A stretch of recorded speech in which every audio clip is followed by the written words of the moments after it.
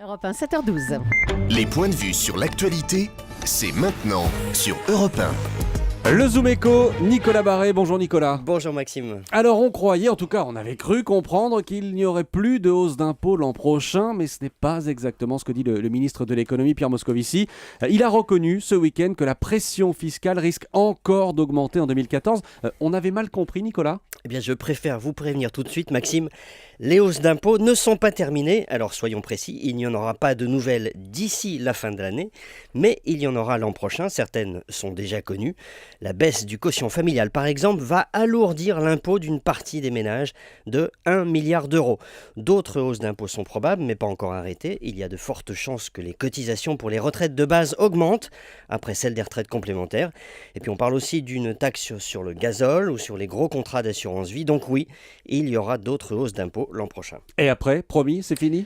Eh bien non, ce n'est même pas sûr. Pierre Moscovici laisse tout ouvert. En gros, il dit ça ne dépend pas que du gouvernement, ça dépend aussi de la croissance. Autrement dit, si les impôts ne rentrent pas assez, on n'exclut pas de les augmenter encore. Ce qui serait une lourde erreur. Pourquoi ?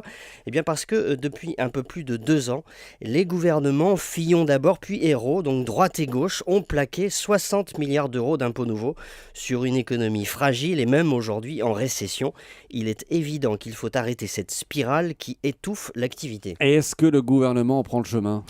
Eh bien, il a du mal, il zigzague, il veut redresser les comptes publics mais sans trop tailler dans les dépenses, il veut poursuivre les réformes mais sans trop toucher au statu quo, il voit que l'industrie française décroche mais il ne fait que la moitié du chemin pour alléger les charges.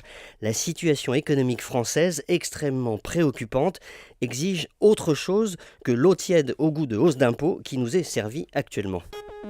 Le chiffre du jour. 1500, c'est le nombre d'employés recrutés chaque année en Chine par l'équipementier automobile Valeo.